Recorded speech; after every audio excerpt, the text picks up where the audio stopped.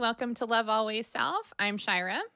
Hi, y'all. I'm Karista. Thank you so much for joining us today and tuning in for a special limited series called The People's Journey. Yay!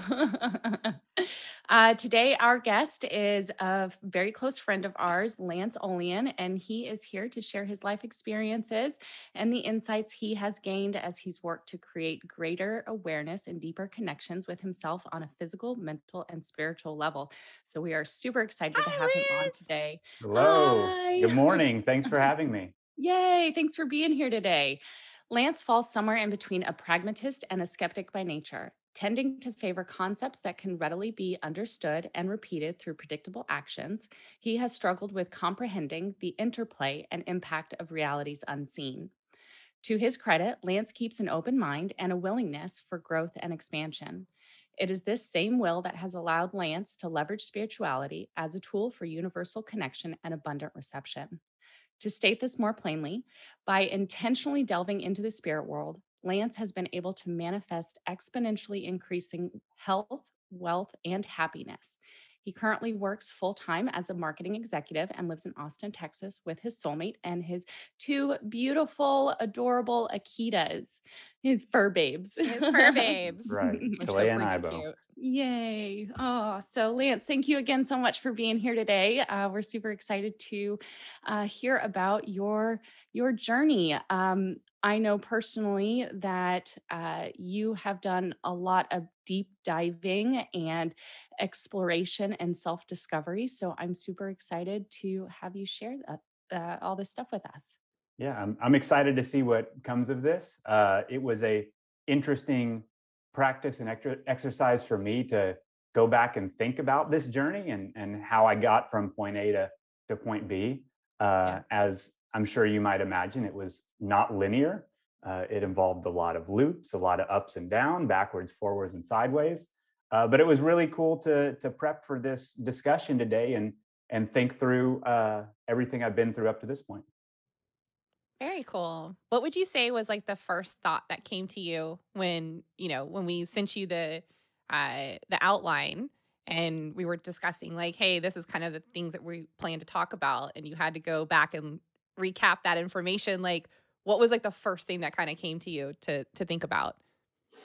So as I mapped out everything we'll discuss today, it was twofold, right? It was is one personal of how far I've come, meaning in the change of who I was, how I thought about things, how I felt about things several years ago before embarking on the spiritual journey versus how I thought about now. And then also a more widely appealing concept, not just to myself, but to all of us, is how much onus, how much control we have on dictating our own future, right? Mm, The fact that, like, I mean, I'm nothing unique, I'm nothing special. If I could embark in this journey and see real world tangible results by tapping more into my spirituality, that's that tells me that this is all flexible, this is all changeable, this is all a reality that we can shape on our own if we just have the will to do so. love it. Beautifully said. Thank you. Beautifully said. So, where does your story begin, this spiritual journey of yours? Yeah, I'm excited to get into this. And if you see me look off screen here, I got my speaking notes, and it's making me chuckle because the first bullet point is fat, drunk, and poor. So where our story starts out is I don't want to say rock bottom because that's not true at all, but it was definitely an area of my life that was riddled with distraction. Distraction through just drinking multiple nights of the week, eating fast food and just crap, right? Like not even being conscious about what I was eating or drinking, having no financial awareness or intelligence. I mean, really, you could just classify this whole area of my life of like just low self awareness, Mm. uh, and it's kind of a perpetuating cycle. So eating crap, drinking. Yeah, I was having fun. I was out partying, but it wasn't getting me anywhere.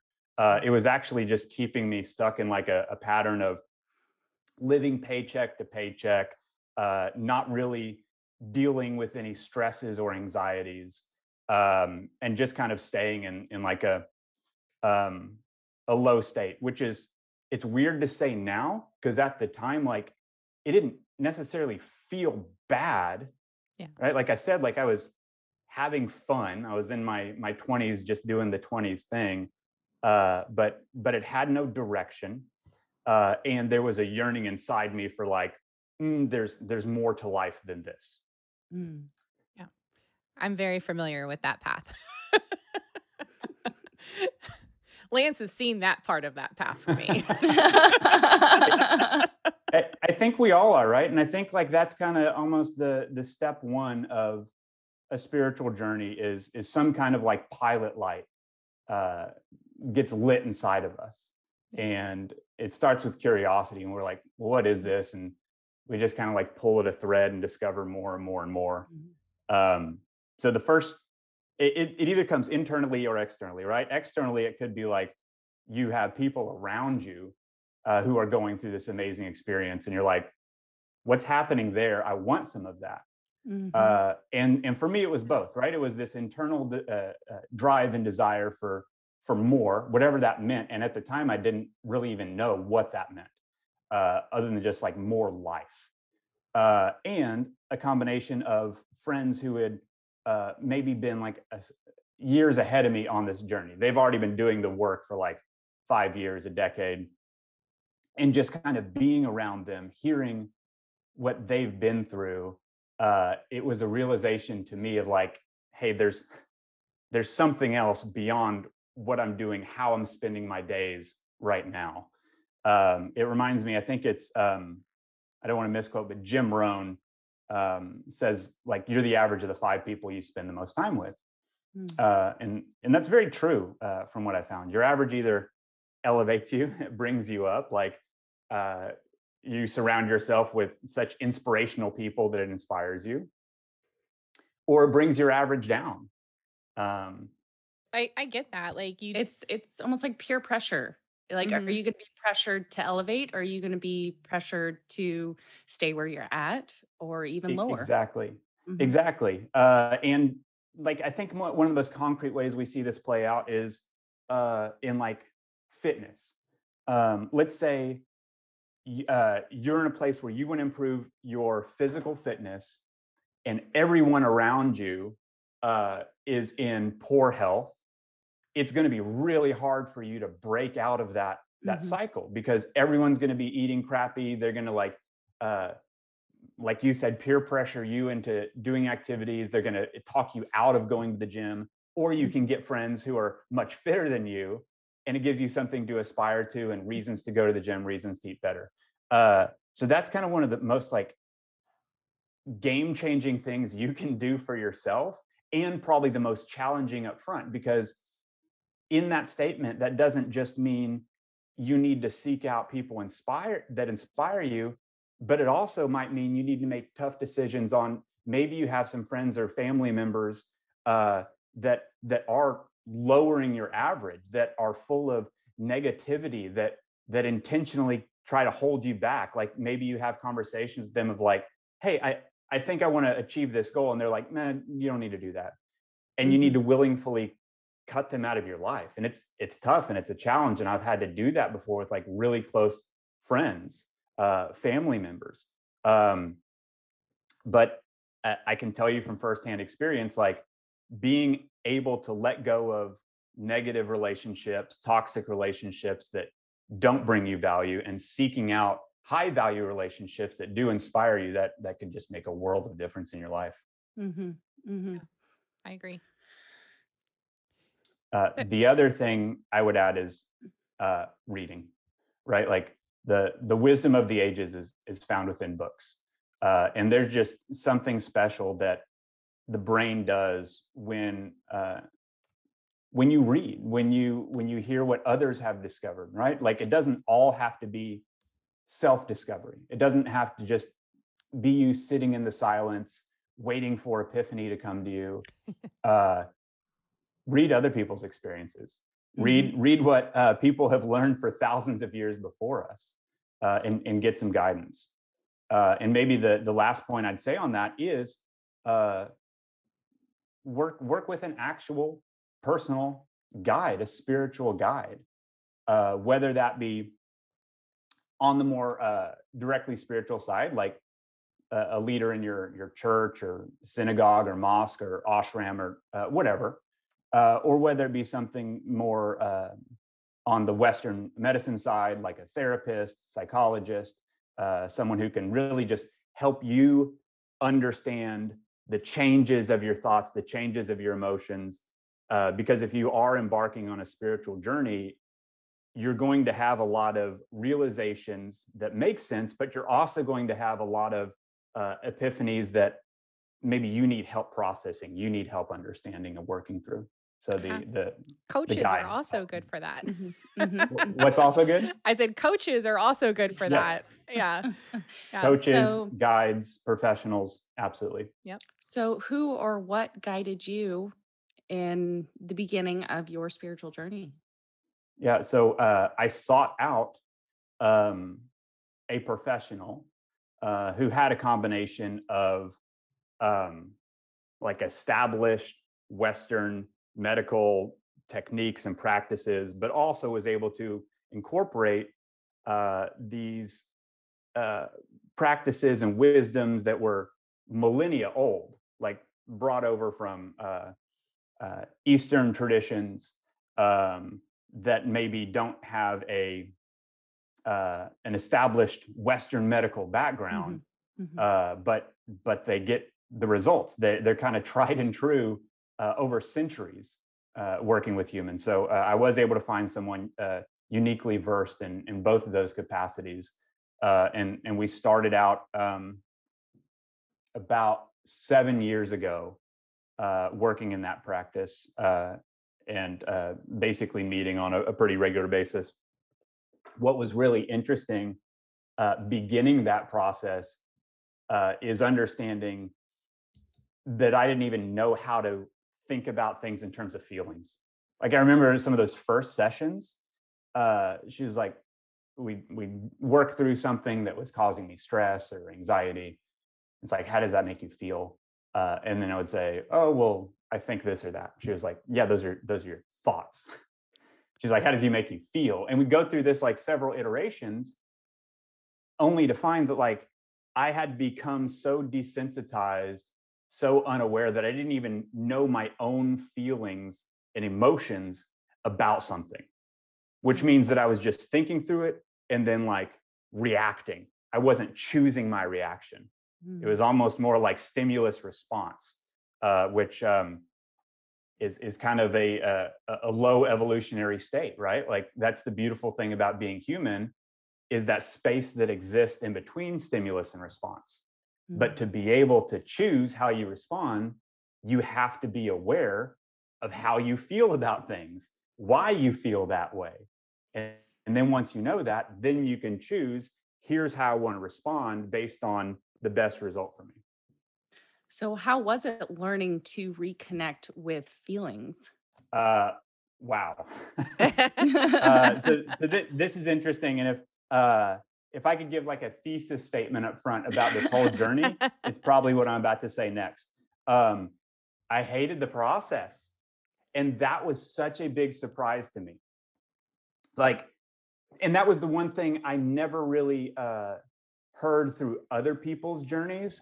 You always hear about like the results, but or I hear people who like genuinely like engaging in this kind of let's call it a magical world, right? Like you have the tangible stuff here in front of you. Like I'm going to work, I'm interacting with my family, I'm visiting my friends, but then you have all this stuff that comes through meditation, comes through um, spiritual study that you can't really define.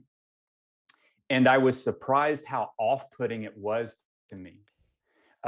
So to be a little more clear, I remember my very first meditation practice. It was when I was in business school, and I had a professor who was into meditation. He said, "Hey, why don't you come join us for a group sit?" And I had a lot of trust in this professor. And I said, okay, if this person's suggesting it, it's relatively probably generally a good thing.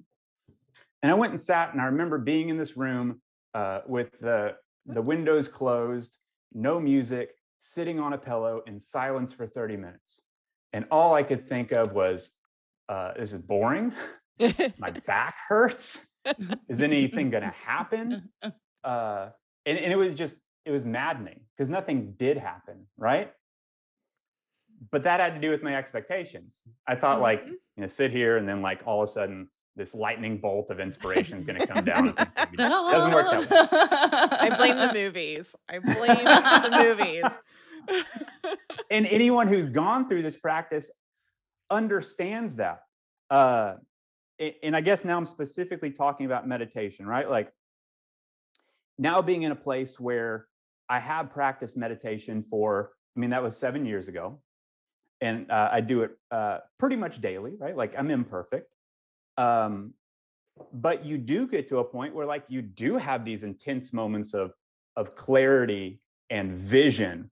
And I've actually been to a place where, like, I've been able to have out of body experiences and see very visual things, right? Like, all by just sitting in silence.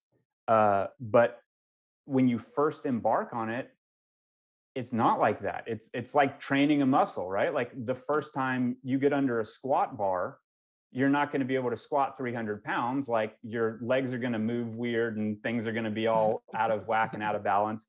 And It's gonna that's how feel it is really mentally. shitty afterwards too. So mentally, like, the first time sitting for a meditation, you're just forming the connections, and it is frustrating. And I remember going on a retreat, expecting, like, maybe the retreat would be fun, and I disliked that even more. Oh, Right? Like, it no. was an entire weekend of things that I was expecting one thing and another was happening, and I felt like it was a waste of time and money. But I was gonna here's the say. huge BUT, the results. Mm. So what I've realized one has to do in a spiritual journey is almost view the self, so the object, as a subject, right? Like, you're now the observer of the experiment, which is you. And so if you just look at yourself as a subject in an experiment, and, like, you can map it over time, say, like, here's the things I was thinking and feeling, right? Like, this is why journaling is so important. Here's the things I was thinking, feeling, and doing on this date. I did this work for a couple months. Now here's the things I'm thinking, doing, and feeling. And then you compare it and say, like, wow, this is substantial progress. Like, maybe I didn't enjoy going through the maze to find the cheese, but now that I have it, like, this is extremely rewarding. And so having that reward, having those results, that for me is what has kept me going. But I just wanted to get that out there, because I don't think that's talked about a whole lot. Is the process itself, like, it can be raw, it can be painful, like, it can bring up emotions that you'd rather not deal with, and that's the reason you've been suppressing them for years, right? Or thoughts or ways that you view yourself are all of a sudden coming to light, and you're like, oh, I don't like that. But that's the stuff you can't avoid. That is the work, right? Like, people talk about doing the work. This is the work they're talking about, and Cleaning that's out how the you get the dark results. corners. Yeah. Yeah. For sure. There's a lot of times that, when communicating with my higher self, they'll say something to me like, you know, this is great, keep going. But then they will present all the shit that I've just pushed down that I didn't want to face because now I feel ready to face it, whether I perceive that as me being ready or not. So, like, that's kind of one of those things where it's like, when you start to see all those traumas and those emotions coming back up to you, like, and it's happening in a repeated nature, that's kind of like your higher self, the person that of the vision, the portion of you that's zoomed way out and can see what it is that you need at that time. And so they just keep pushing and pushing and pushing those thoughts towards you. And so all of a sudden you start to see yourself in the more tangible in the here and now. You'll start to continue to start to think about all the things that, were traumas in your past. And catching the ones that are repeated, I feel lonely, I feel lonely, I feel lonely, I feel lonely. That's kind of like your indication at that point that this is something you need to work on currently. Hmm. I Hmm. absolutely agree. And the thing that makes such a huge difference to me is removing the judgment. So Hmm. like when you get a message like, I'm so lonely, instead of saying like, I'm so lonely and that's a bad thing and I'm a bad person because I'm lonely, like just Mhm. be the observer. Say like, approach it with curiosity. Like, I'm lonely. Okay, why am I lonely? How do I want to feel instead? If I want to feel uh, connected, what are some things that I can do within myself to feel more connected and focus on those wanted things, right? Like, and you can't get there if you're constantly judging, right? Like if you're sitting in meditation, you're like, why aren't the epiphanies coming? Why don't I have any clarity? Why am I still confused? Like that's judgment, judgment, judgment. But if you just take a step back, like you said, be your bigger self and just say, interesting, interesting, you're having that thought. Yep. How do you want to feel? What can you do to change it? Are you in the right environment you need to be? Do you need to change that up a bit? The judgment, the guilt, shame, that serves none of us. That does not help with progression. And that I think judgment. this is great because I actually wrote this down while you were talking a few minutes ago, Lance. How are you, in this work, you started recognizing that you had expectations and judgments while in this process of your spiritual journey. So, how did you start managing and releasing those expectations and judgments?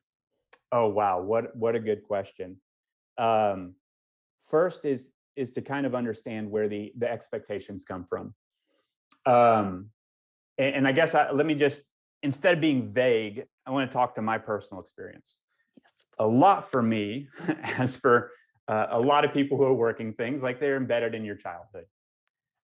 And so I had a lot of external pressure um, to meet certain expectations, either because I was an athlete, like, oh, you need to be a professional athlete, or like because I had some um, acumen in classes, like, oh, you need to be a valedictorian, right? Like the bar was so high. The bar was basically unachievable. Like unless you were a valedictorian professional athlete and the top 1% of society and everything, like you failed. And so step one is to realize anything external, any external pressure doesn't matter because it's about you. Yeah. Like people are going to yeah but this to death. I'm sorry, none of it matters. Yeah, but my spouse doesn't matter. Yeah, but my parents doesn't matter. Yeah, but my boss. But no, you can't yeah but this. External pressures are not you. This is your life. You decide where you want to go with it, right? So that's first one is totally have to bifurcate, separate off the external pressures. Then and only then can you come to truth with what's your internal drive, right? And usually find like two things. Is you'll find like the true thing that you're wanting to do, and then like the shadow side of it. Uh, when you get to the true thing, like it usually comes back to life pursuing more life, right? Like, hey, if you have an expectation of I want to live in a nicer house or I want to have more money for these things, like that's good and normal, but you need to detach it from like an if then statement. Does that make sense what I'm saying? Yep. Like it's not like, hey, I'll only be a full, complete, happy person if I have these things. And that's a very different energy than acknowledging, hey, this is what potential I have. And because I feel that potential and the want for those things, then I'm going to go in that direction. Did that answer the question? Yeah, Okay. Yeah. absolutely. And it takes it to a whole new level too, because one of the things that I feel is so important is that understanding of being energetically connected to what you're asking for and what it is that you truly want to experience. So, back when you were going through this and coming to where you're at today, because I saw the transition with you personally, because we would have so many years between when I'd run into you and when I didn't, or when I did. And so I saw your transformation happen. And there were times where you inspired me. And I'm not sure if I ever told you that actually. No. I think it was when Carrie and I were roommates. You had came over. I hadn't seen you in years. And I just saw this like energetic, clean, like you had gotten into great shape, clean as in like you were just Sure. okay, wait a minute. You were not But dirty probably also before, but physically like cleaner. Yeah, I was physically skipping showers cleaner. back in the day. I get it. My bad, my bad. So like but like The you energy was seemed clear. the energy was clear. I didn't perceive things back then the way I do now. So like in my eyes, I just saw somebody who is literally transformed, but for the better. And so I was witnessing you becoming who you're becoming, right? And so for me it was inspiring. And there were times though that I would look at this and say, "Oh wow, like Shira, get your shit together. Look what he was able to accomplish," because I wasn't at work. I wasn't at that. It took years later after that, right? Yeah. So kudos to you for that, but there was I felt like it was almost like maybe it was like 2 years, and I've always wanted to ask you, like, was there any, like, full on trigger for you that kinda pushed you into this direction to begin with? Was it, because I don't think you said it was Yeah. anything, like, super crazy. Yeah. Yeah. I think there was, and let's go into it. And but before I move past it, thank you for saying that. Um, I want to take a little tangent here uh, because obviously both of y'all have grown in your own journeys as well, right? And so the three of us are very like-minded in the way that we're inspiring each other. As you go through this process, you need to exercise a little bit of caution who you share this with, who you engage with. One, not everyone's going to be ready to hear this kind of stuff. And two, going back to the metaphor I was using about like if you're trying to get in better health and everyone around you is like in poor health, they're they're going to try to like take that away from you. Mhm. Not everyone's ready for you to change. Not Mhm. everyone will accept that you have changed. Be like, no, you're just same old person. You're just putting on a front. You're saying some things. You're not actually different. This is just a phase. Just a phase. Yeah, right. Like Yeah. give it a couple months, you'll be back to where you were. So to stay on track, to keep making progress, uh, just exercise some discretion of who you fully disclose things to. So I believe your question was like, was there any main catalyst? It was probably a whole bunch of things at once, to be honest. I talked about the five people you surround yourself with. There was one person in my life. I'll go ahead and call her out by name because I'm going to say very good things about her. Uh, Author and life coach Christine Hassler. Yes. Uh, I knew her through a friend who had introduced us.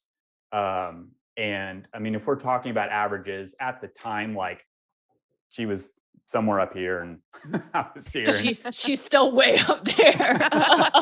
She just keeps going.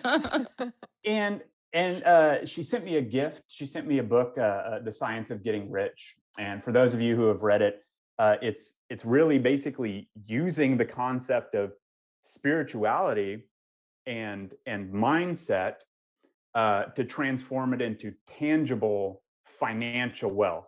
And it's not talking about like, oh, I'm wealthy because I have the love of my friends and family. It's like, no, I've been able to display like spiritual understanding and translate it into dollars.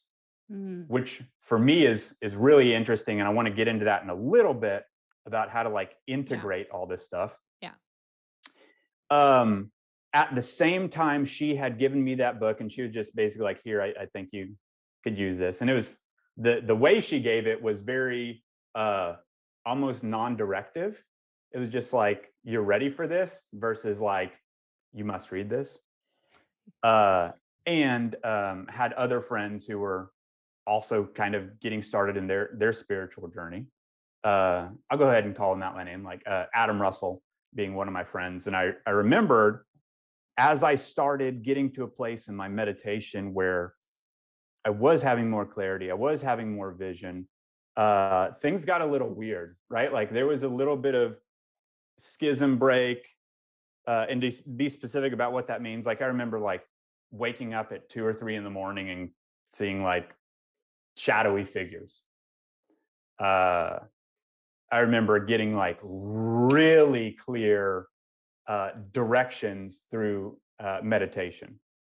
Um, and my first response, right? You introduced me as like a skeptic and a pragmatist. Is I was like, oh shit, I'm going crazy. Like, which was like one of my fears.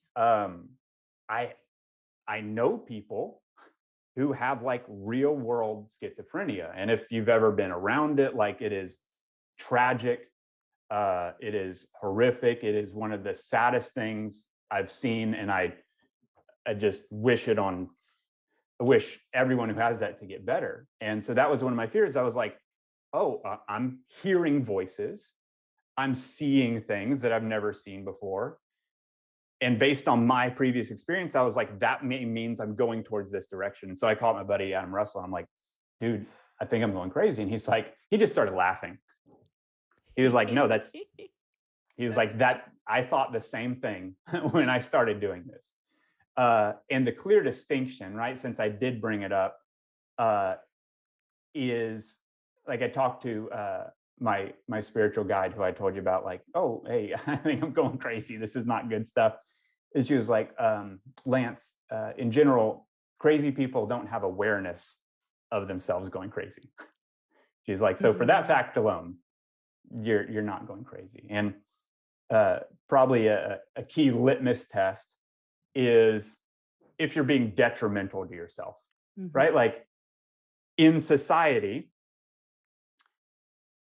people who are seeing things, hearing things, and it's causing very detrimental things to happen to them or others, that is mental illness. Like that's something you need to get addressed and get taken care of. But to receive, let's just call it otherworldly guidance, right? mhm, Because yeah. I don't know what it is. Uh, and they're things that are societally beneficial, right? It makes you healthier. It draws you into connection with your community. Uh, that to me might be the most sane thing there is. Yeah. I absolutely. agree. Yeah. I'm we you skipped over it really fast when you said it, but I'm going to have to come back to this question because I'm intrigued by what you experienced with the out of body experience. So, that was one of the things that when Carrie and I first started doing this was the deep rooted programming that I've had on what does it look like to other people Mhm, outside of me when they start talking like this. And all of my history and media and whatever else has said they're batshit, right? Yeah, sure, right. And so, but once you start heading down this self discovery path and you start learning your own abilities and what you're capable of and what you can tap into and things like that, you have this question in your head of like, did I just make that up? Am I going crazy? And when you come to the reality that you're not, who the F is going to believe me? mhm, Right. So there's a lot of judgment Sure, right. that happens there. So just know for me, I have personally had those similar experiences, especially in the beginning. And it's even stronger now than it was then. And I just go with it. I'm like, I'm just going to trust this. Right. Right. So when you started doing that, like, where did you when you did the out of body, like, I have to talk about this because that's so freaking cool, and that's something I haven't met yet, right? I've never, like, stepped out of me in the astral traveling portion and seen me. Sure. So did you see you, or what did you see? I'm like, "What did you see?" Share. Share. Language is such an inefficient tool Agreed. for explaining the beyond, Mhm. Agreed. but I'll try.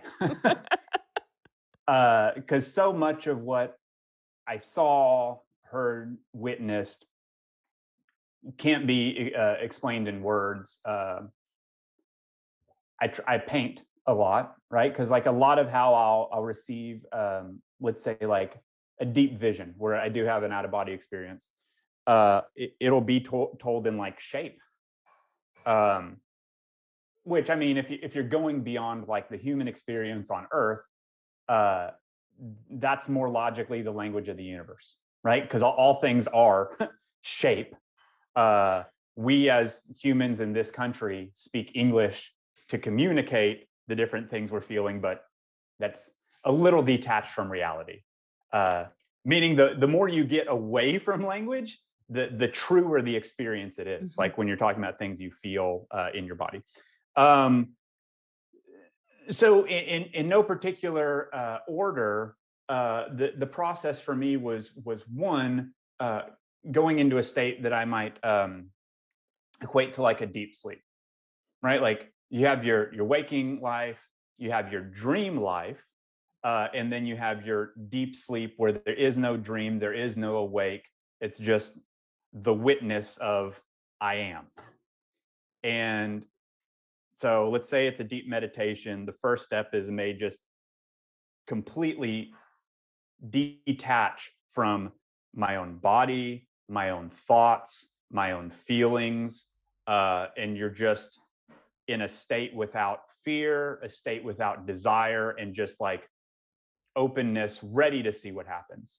Um, and then the next phase is yeah, I may see vision, and by vision I literally mean like sight in front of me, of different colors, different shapes, different forms, and a lot of times embedded in those shapes and forms is some kind of message, either in terms of like a clarity about something, or a deeper understanding, or seeing a connection.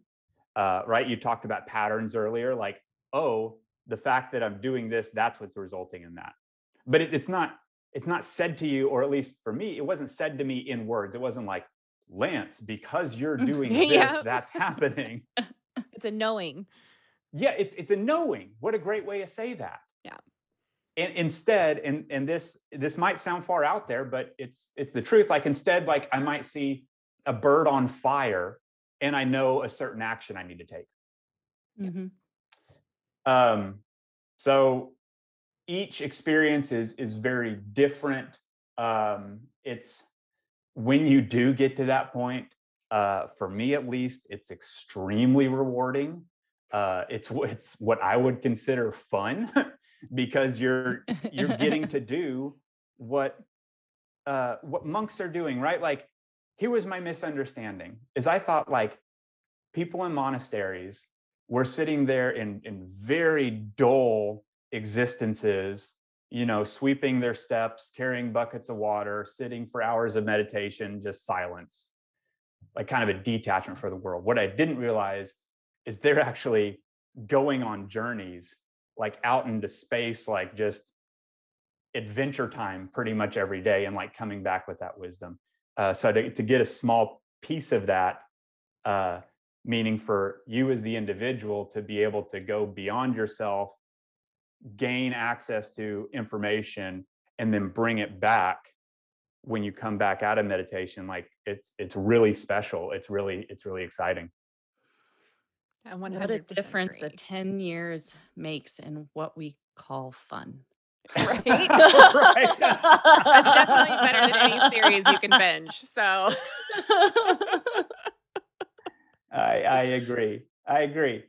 Uh, So this idea of taking things back with you, this has kind of been my focus, right? Like I thought about the life of monks, and I'm like, it's not really interesting to me. Like, at least in this body, in this lifetime where I am right now, I want to do things. I want to make things. And so, how can I use these experiences not as the ends, but as a means? Like, how can I use this as a tool and integrate it into the waking life? What that means specifically for me is increasing my finances. And there's a reason I chose that. The capitalist dominated world that we live in today, nothing really is established to show tangible change as much as the economic system. Let me say that in a different way, because I think it's an important point. We talk about be careful with who you share these experiences with, right? Um, it's one thing to have the experience, you know that it's real. It's another thing to talk to other people who have also had experiences, they get it. But to talk to the masses who have not yet had the benefit of having these experiences, it's just going to go right over their head, or they're going to think what I thought of myself, like, you're nuts. Mm-hmm. But if you can show, like, hey, because I was able to do these things, I've changed my own personal riches. Like, I've been able to make money from this. That's something which causes light bulbs in people's mind to go like, wait, what? You did what now?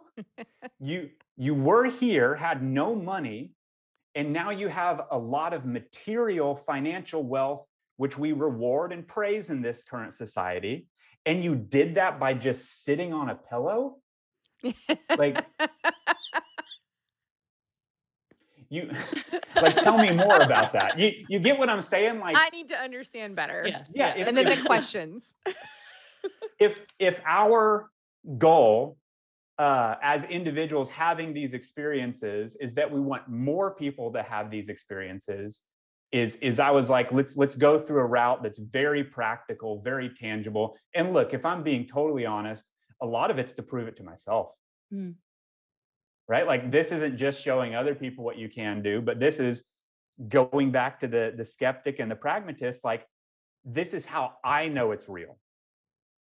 If I can go outside of myself, gain information, intuition that I can then use and apply to build something very concrete, very tangible, that tells me that it's not just that it's real magic. I don't know how else to say it. As you put it, the proof is in the pudding, right? Yeah, exactly. Yeah, the proof is in the pudding. So I hope I don't get flack for using a Karl Marx quote here, but he says, philosophers over time have only interpreted the world in certain ways, but the point is to change it, right? Like, whether it's you as an individual, how do you change yourself? How do you impact the world for the better? And I realize a lot of our conversation, I hope I haven't been too vague. At least for me, it's more interesting to talk about the conceptual than the practical. But how this is played out in the practical is let's kind of go through those three things: the health, the wealth, the happiness. So health, before embarking on this journey, I remember going to the doctor in my mid-20s. They had like a free blood panel thing when I was in school. And the doctor was like, oh boy, I'm glad you came in, because your blood sugar is extremely high. You got diabetes. I'm going to refer you to a dermatologist. You got some stuff going on here. The dermatologist was like, yeah, you got some skin cancer from a lot of sun exposure as a kid. As mentioned in the intro, like, I was overweight, out of shape. And since that time, like, I've been able to get in extraordinary shape, right? Like, recent lab results, everything's exceptional, right? Like, cholesterol, blood sugar, like, to give you some real data, like, my blood sugar was at 130. Now I think it's like 75 to 80 on a normal Wow. basis. My body fat was at like 38%. At one point, I was able to get it all the way down to 7%. It's definitely not there today. I was physically weak, like not very strong. I was able uh, to focus and harness physical strength and break like powerlifting records, right? Like I bench pressed over 500 pounds. Um, on the wealth side, uh, using these, I'm going to say, call them tools, right? Like all these experiences that you're able to apply, increase my finances, my income in less than 5 years by over 600%, right? Like going from a place of statistical poverty to now being in like top 10% of income earners in the United States, right? Like not done. I want to get in that top 1% threshold. And then the happiness, right? Like that's a little harder to measure because it's with you personally, but going from a place of like disconnection, not really having super strong relationships to having deep relationships with friends, having better relationships with my family, right? Like there's less triggering moments. It used to be interacting with my family, would be like any little thing would be like set me off. I'm like, now like able to calmly navigate those situations. I was able to marry my who I consider my soulmate, and we have a wonderful marriage. So just all the once again looking at the results. If Mhm. I would have just been so focused on the process and been too myopic and like in it from a day to day, be like, that was boring, that I didn't achieve anything. Instead, trusting the process and looking at where I was here 7 years ago versus where I am today for myself as an observer, I can objectively say, yeah, it worked. And I'm hoping that anyone else who has observed it, that they're understanding like, okay, there's maybe something to this. It's quite the Yeah. transformation over the last 7 years, going from, eating, what was it, buttered noodles, a big bowl of buttered noodles in your single bedroom apartment to Ramen and bologna. Ah, yeah. those days. To growing your own garden in the backyard with your Yeah, best friend. yeah. Yeah, yeah. It is A lot has changed. beautiful. And even just to see the growth in the love aspect for you has been absolutely incredible, you know?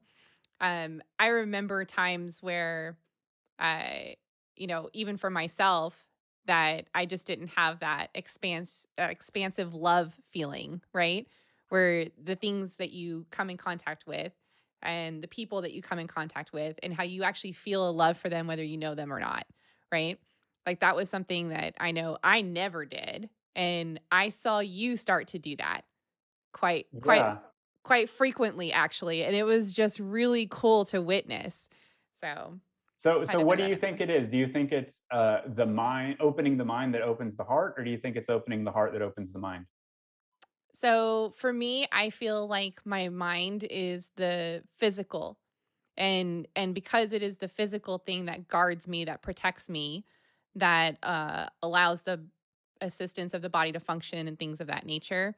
I separate that a little bit because it works in tandem with your spiritual. I mean, that's what's kind of powering it on. You know what I'm saying? But for me, I feel that it's the non-physical aspect of me, the true me that powers that ability.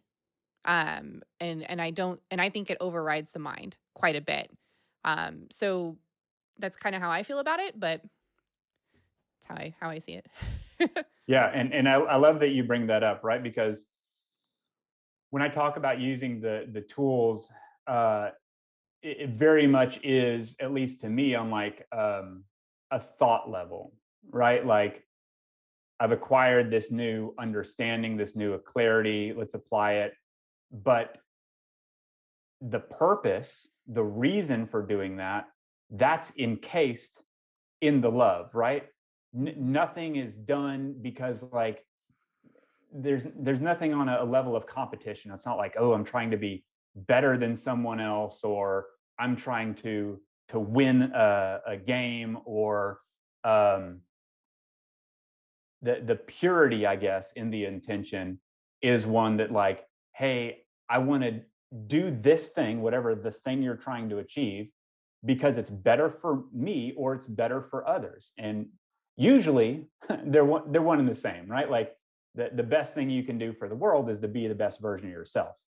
And so that has to come from a place of love, of self love, of love for the community, of connection. That's the purpose behind any of the things you're trying to accomplish. It is literally, quite literally, the base of all things. Mhm, mhm. The Yeah, things we have done for the sake of that in itself, you know? So you're either interesting. going towards connection or away towards separation. Yeah, Mhm. absolutely. So I was actually thinking back to when you were talking about discerning whether you're crazy or not, right? Whether and Jury's still out, by the way. connect. Well, It always is. sane, insane. I mean, it's all subjective, anyways, right? Yeah. um, but connecting it to the love portion, when you are connecting with your guides, if you said earlier that if it's for the detriment of society, then it's not, then we need some mental health support. Knowing that the information that you receive, the guidance that you receive, that's connected through love, not just um, expanding it beyond you, but also expanding it within you. That is the guidance of our guides. That is connecting, bringing us closer to that connection with spirit, with source, and with ourselves. I couldn't agree more.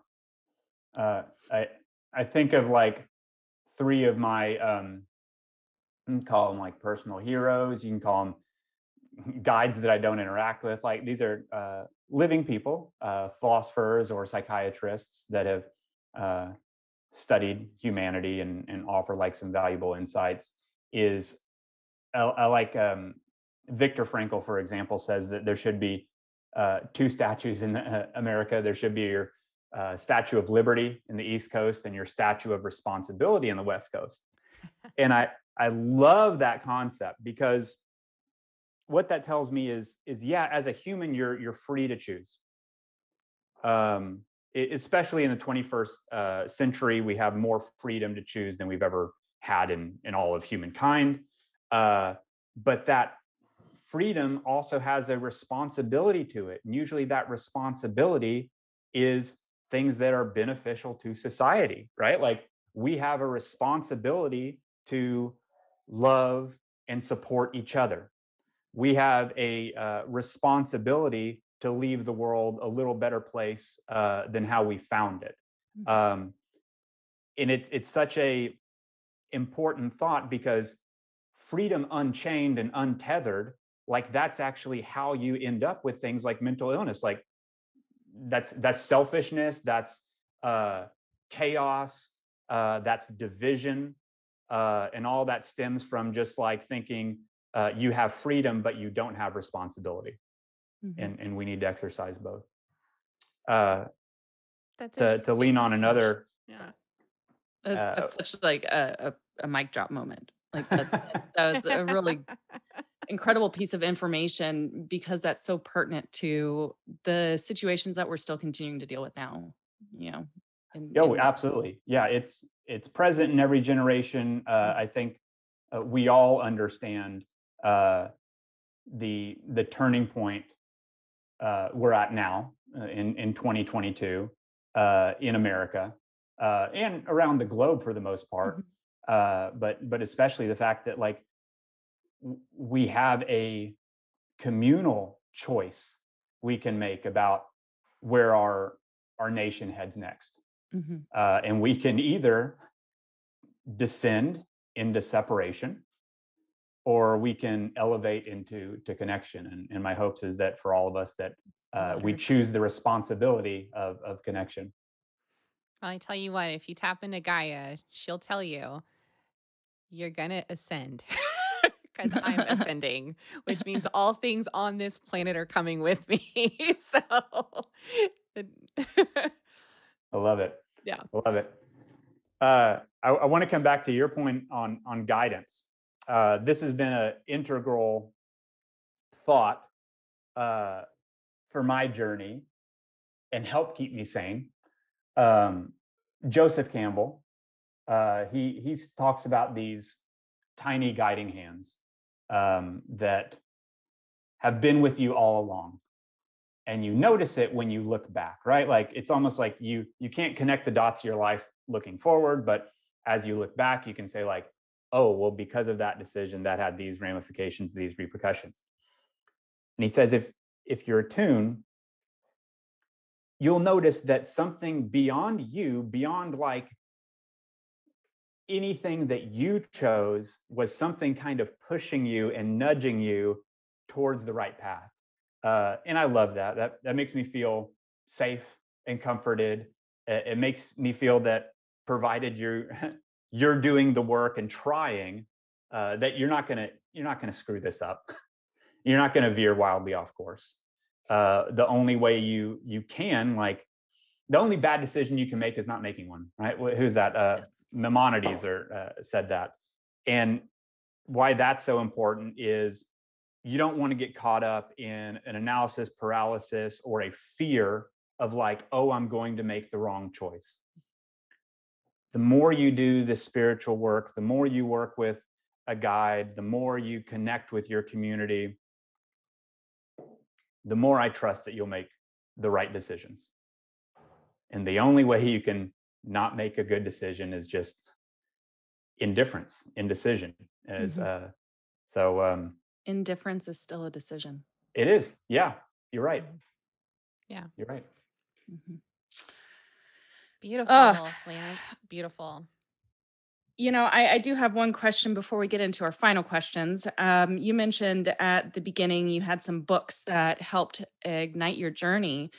For anybody that is interested in starting this journey or looking for a place to, go to start asking more questions, do you have any favorite book recommendations? Absolutely. I wish I would have prepared them and like had them all here for you. So maybe where I would start is "As a Man Thinketh" by James Allen. Um, that really intros the concept of where your heart goes, where your mind goes, where you're putting your attention. Like that's going to produce the fruits of your labor. And why it's so important to cultivate awareness. Mhm. Uh, I referenced Joseph Campbell. Uh, the Power of Myth for me was pretty life changing.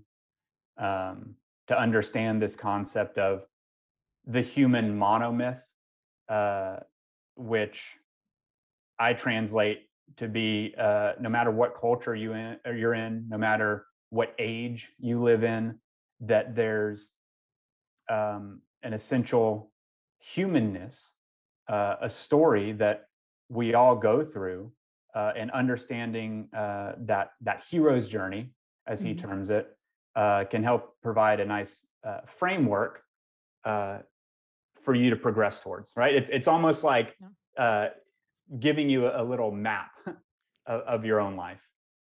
Um, I referenced The Science of Getting Rich. So that's now taking these concepts and applying it directly towards wealth building. Another book in that same vein, which is a little more practical, like how to apply it, would be Think and Grow Rich.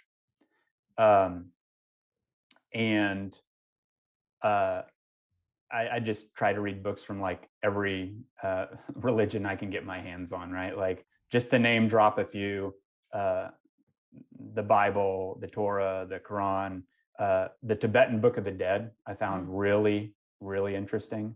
I recently read the Upanishads. Wow. That was fantastic.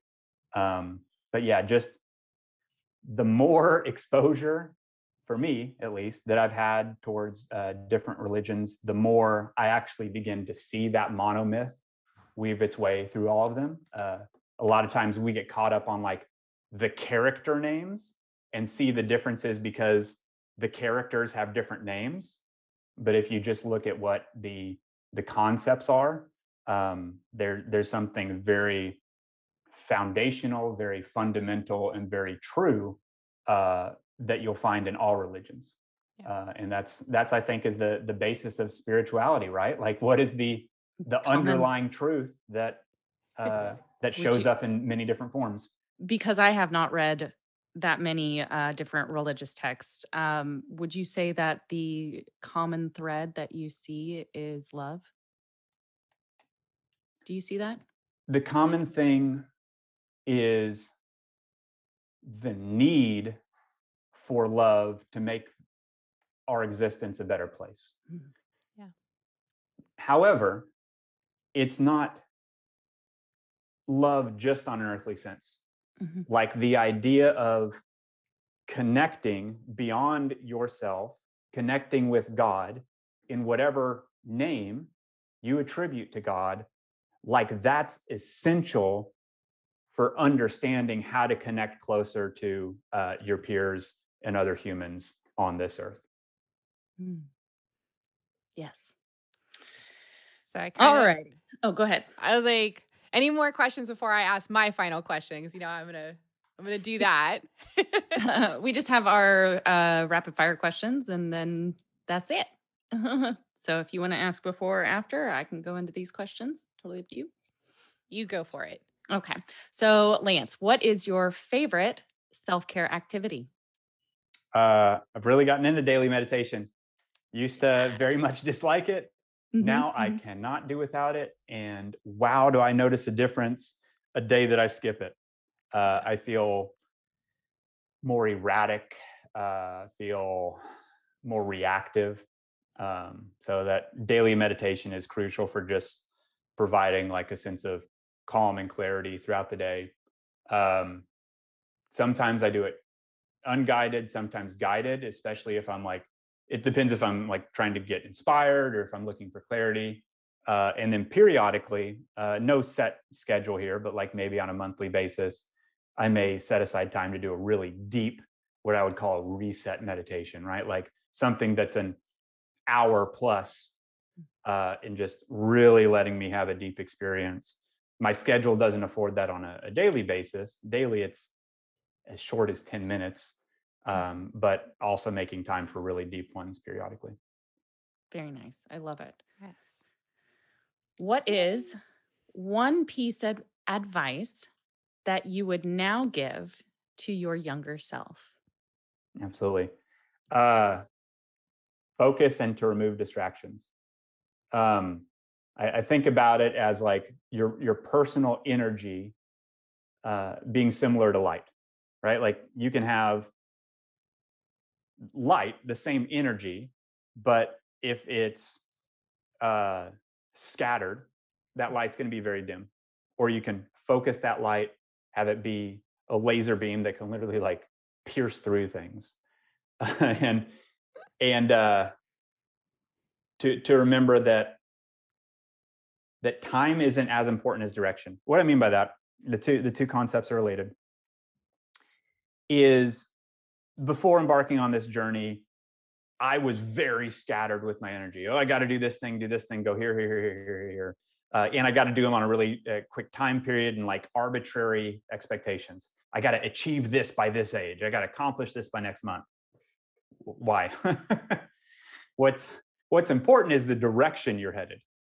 If I'm trying to go down like 20 different paths at the same time, I'm not really making progress. I'm kind of spinning my wheels versus saying, here's my purpose, here's my direction, and knowing that rushing doesn't get you anywhere faster, just stay towards that direction. I felt like I did spend a lot of energy, more than I needed to, like just jumping all over the place. And had I just like instead been very relaxed, almost methodical, and just like picked a direction, you don't have to move as fast, but you can get there faster just because you're focused. Mm. I love that. I absolutely love that. So, on our final question, Lance, what does self-love mean to you?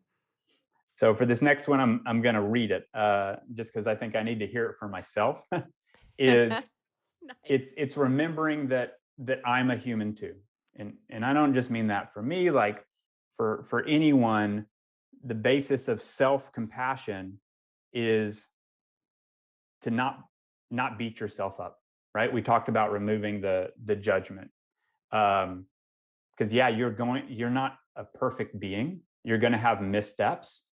Acknowledge that that's okay.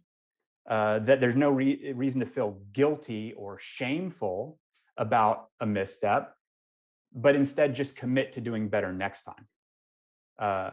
Like, yeah, I didn't want to do that thing. I don't need to beat myself up about it, but I do want to be a little better. So let's make sure next time that situation arises, let me choose how I act. Let me act in a way that's a higher version of myself. Um, and then finally, just remembering to rest, Yeah, right? Like in this digital age, we are just bombarded with so many demands for our attention uh, that a lot of this clarity that we've talked about here today, it comes through rest. absolutely. Oh, thank you so, so much, Lance. This is Yes, amazing. thank you. Thanks to both of y'all for allowing a space for me to not only share my story, but to think through this for the first time on my own. We talked about this before the call, but I had never really done a period of self reflection in my own journey. So it was kind of neat to get these thoughts aligned and to use that same example of being the observer in your own experiment is looking back and saying like, oh wow, this test subject uh, has has made a lot of progress, and I don't know. I guess I'm proud of the change. Yes. Oh, That's I feel like you amazing. should just like give yourself a big old hug right I now. know. Like, Lance hug. Yay. And for those of you The listening, group Zoom hug. these two give the most incredible hugs. They're just like, you're getting a hug when you get a hug from these two. So, in a non-perverse way whatsoever, may I add. All right. Thanks for the distinction. You're welcome.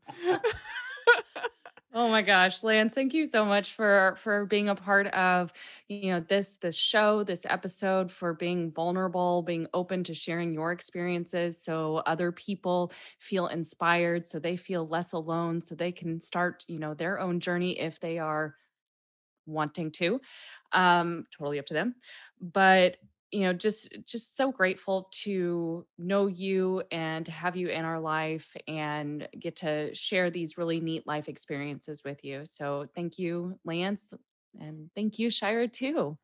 Thanks, Carrie. Thanks, Lance. I hope everyone has a fantastic day. Lance, more than happy to come back on our stuff whenever you want, okay?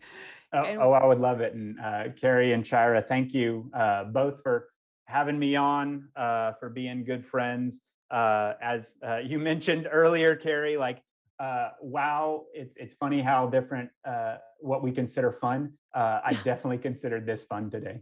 Good. yes, good. Me too. Awesome. Audience, thank you so much for checking out this episode today. We really appreciate you being a part of this journey with us as well. We hope you have a beautiful rest of your day and stay tuned for the next People's Journey episode. And don't forget to love first Love last. and love always. Bye, everybody. Bye.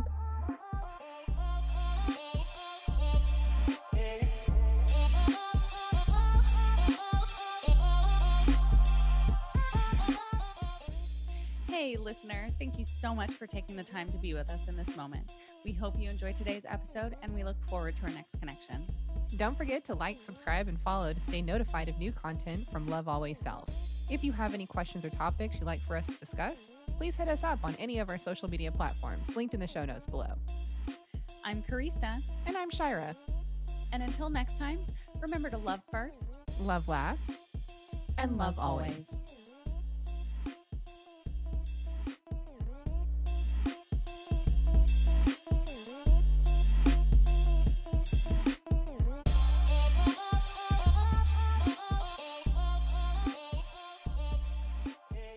Love Always Self podcast is meant for entertainment purposes only. We do not make any warranties about the completeness, reliability, and accuracy of the information presented in this podcast. Any action you choose to take upon the information in this podcast is strictly done so at your own risk, and we will not be held liable for any losses and damages in connection with the use of our podcast. Any and all medical concerns should be addressed with a licensed healthcare provider, as well as any questions that may be derived from the information discussed in this podcast.